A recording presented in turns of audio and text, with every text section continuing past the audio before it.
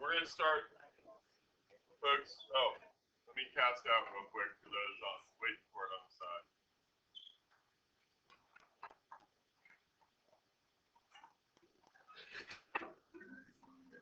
There you go. We're going to start with this one, pushing the rock across or pulling the rock across the ice. All right, and you're asked, in both cases, you're keeping the rock moving at a constant speed. So what does that tell you right away? Okay, what does the speed being constant tell you right away? The rock has no acceleration. So if it has no acceleration, how much is its net force? 0 also. So that, as soon as you see that idea of constant speed, double check that it's not in circular motion.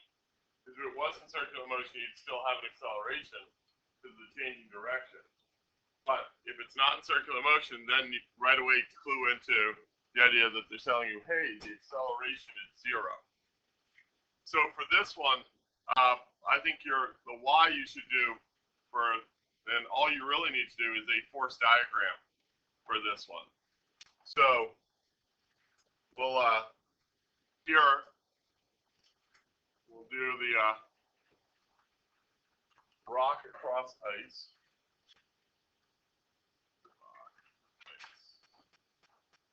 And we're actually going to do 2 force diagrams here. One for when you're pushing the rock and one for when you're pulling it. And really the difference here is going to be the normal force. Because if you push down on the rock, you're increasing how much the rock is pushing on the ice. Therefore, you have to increase the amount the ice pushes on the rock. Newton's third law. So you're going to have a higher normal force when you're pushing down on the rock, as opposed to when you pull with the cord, you're pulling up, decreasing the amount that the rock's pushing on the ice. So therefore, decreasing the amount the ice pushes on the rock and decreasing the normal force. Well, if you change the normal force, you also change the frictional force. Since normal force helps determine the magnitude of the frictional force. So we have our rock in both cases, aptly drawn that way. In both cases, you have the weight of the rock acting down. There's no way to change that. You're going to have a normal force. I'm going to call this normal force 2, and this one normal force 1. Or we can call them A and B also if you'd like. You're going to have a frictional force. I'm going to label those FF1 and FF2 just so you don't mistakenly think they're the same. And then in this case, you have the force applied upwards, right? It's the second one that yep. And in this case, you have that same force applied downwards.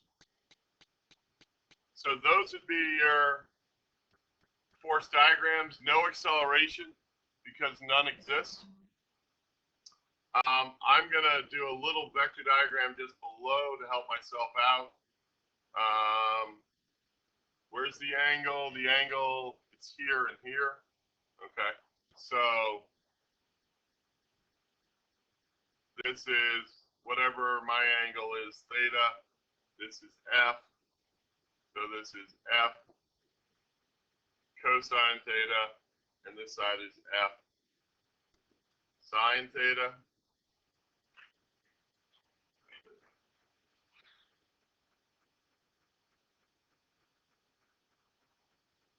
Here we have F again. Theta's in here, so we have F cosine theta and F sine theta. Those two diagrams do not have to be there in the Y, but I'm finding them helpful. Any questions on the Y side of this before we jump to the how side?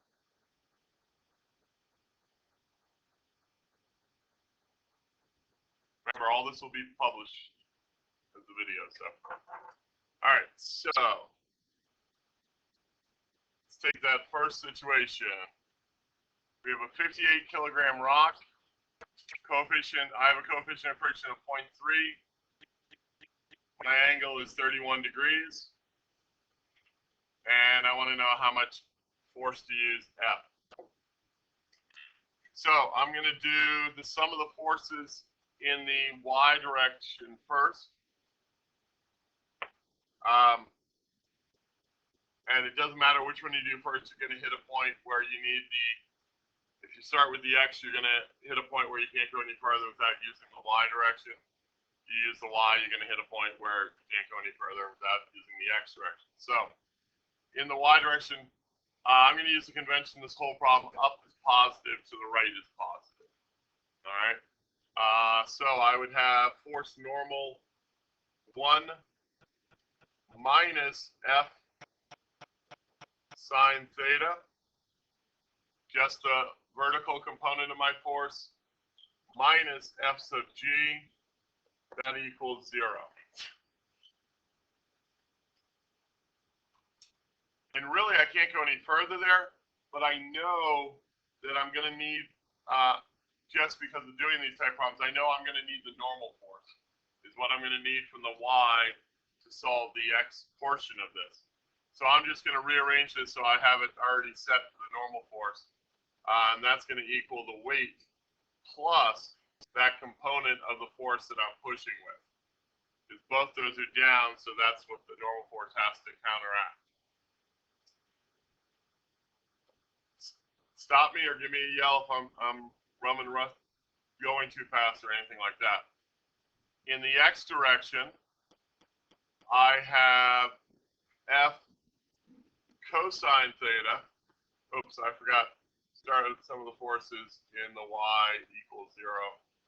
Sorry, I forgot to start with my base equation. Minus my frictional force equals 0.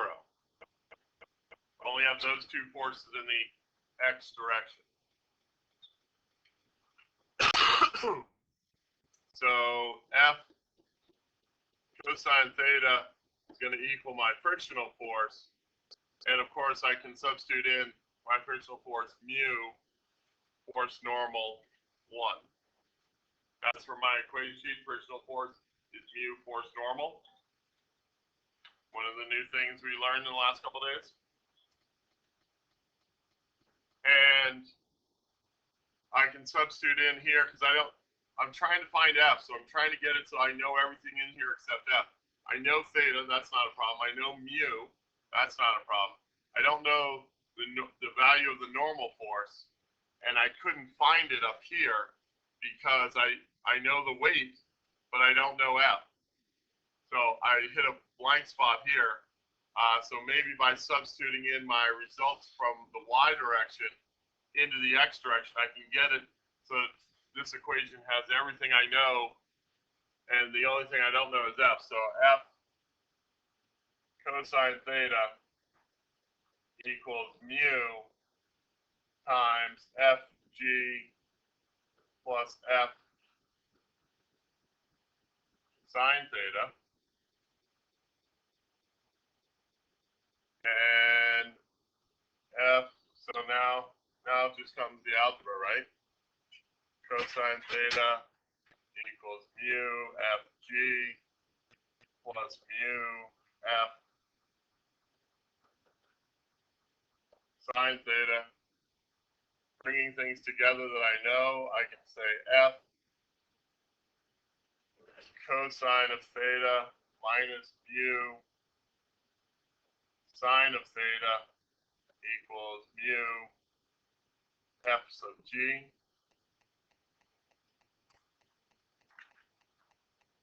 Couple little algebra steps there, right? So I end up with that the force is mu times Fg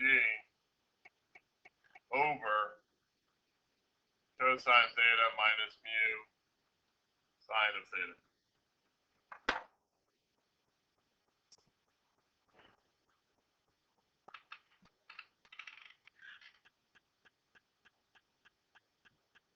questions on the algebra or the steps there? Correct. And in my case, it was 0.3. What's it in your case?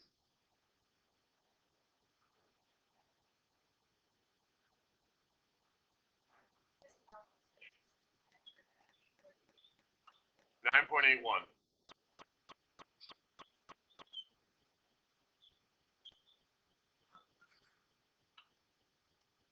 Can I go on to the pulling up on the rope? Yeah? Okay. So,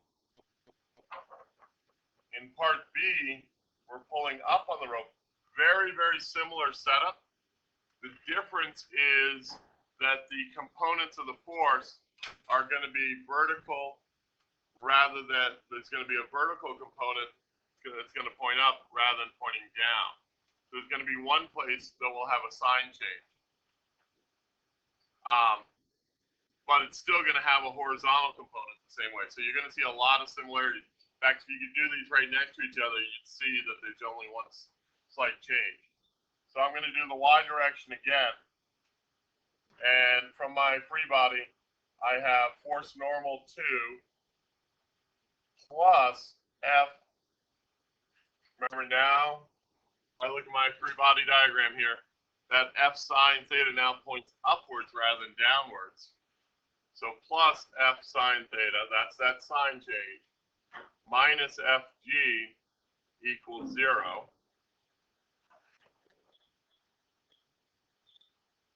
And rearrange this, get Fn2 equals Fg minus F sine theta. So has my normal force increased or decreased? It's decreased. So what about my frictional force? My normal force decreases. What's that going to do to my frictional force? Decrease it also. This is why the person's going to find it easier to pull the rock down with a little less friction. So we are expecting that our answer for B should be less than our answer for A. Less force should be needed to maintain this non-accelerated state. I'll do X right over here. And in the X, I'm going to have, again, F cosine theta minus the frictional force equals 0. Sorry, I'm being lazy this morning. I don't know why. And this should be some of the forces in the Y equals 0. And so I have that F cosine theta again equals the frictional force, which again is mu force normal. In this case, oops, terrible end. Not much better. Normal 2 though.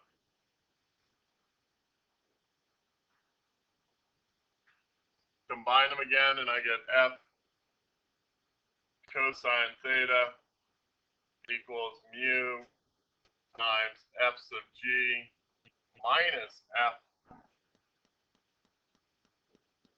sine theta.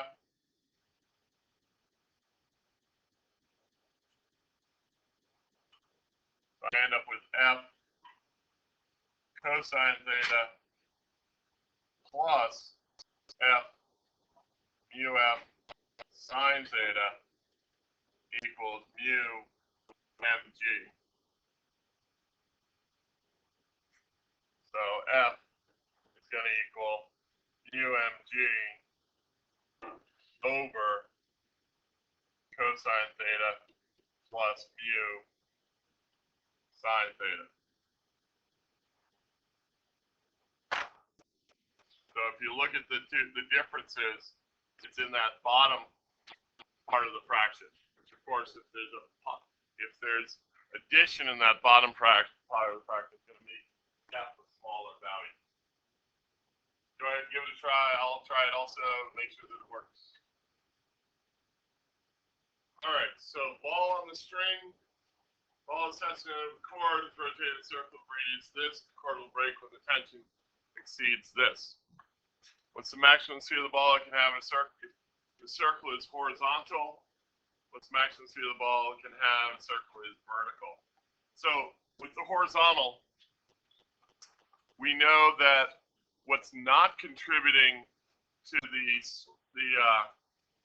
tension in the string is the weight of the ball, because that has to stay vertical. But in the vertical circle, that would contribute to the tension in the string. All right. So I'm going to do two different force diagrams for this one also. One where it's a vertical circle and one where it's a horizontal circle. So let's see. So this is ball string. And this will do the horizontal circle first. So I've got it going around. Sorry.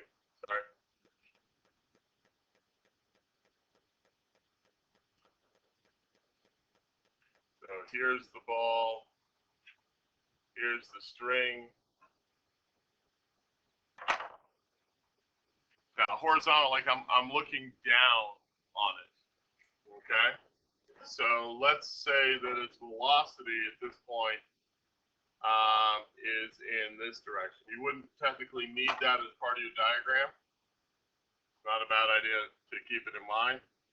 There must be a force of tension on it in that direction, since it's accelerating centripetally in that direction, right?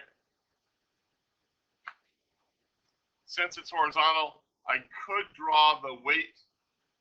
If I was to draw the weight on this, it would have to be directly into the board. I'm going to leave that off because it's not really contributing to the circular motion at all. Okay? And I'm going to then say, okay, well, if it's a vertical circle,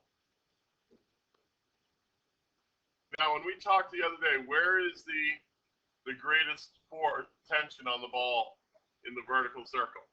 Top, bottom, right, left? Bottom. Bottom is the greatest tension. So I know that if this ball going around, and we'll say it's moving in that direction, at the bottom, I've got the weight acting on it, F sub G. I've got the tension upwards, and then it's accelerating upwards also.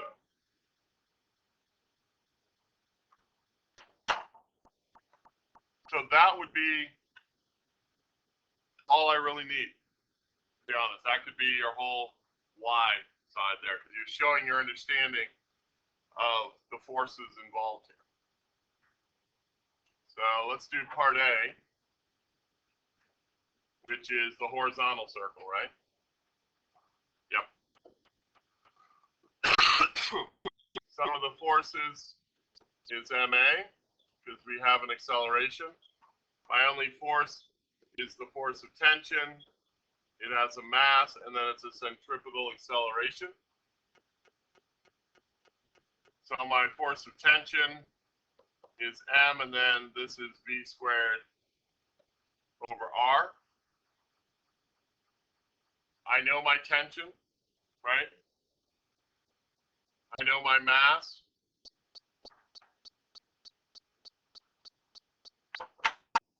Sorry, just gonna scroll, yep. They give me the mass. They give me the R, the length of the radius of the circle, and they give me the tension. So back here, I know the tension, I know the mass, I know the R. They ask me to find V. Yay! Yes, good. So because it's horizontal and the weight is vertical, it doesn't contribute at all to the circular motion.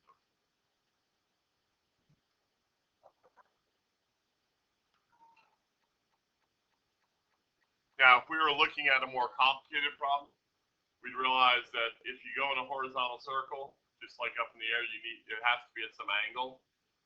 So the tension actually would contribute to supporting the weight.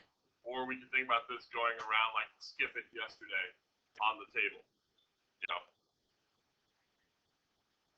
Well, we're kind of doing a simplified version here. In B, part B, I start the exact same way.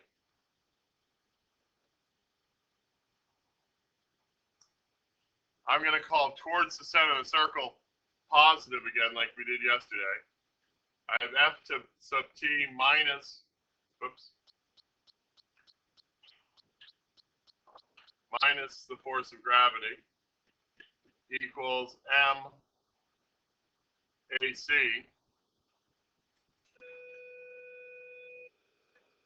And that's it. Well, so now, and you know mg, substitute v squared over r for a. I will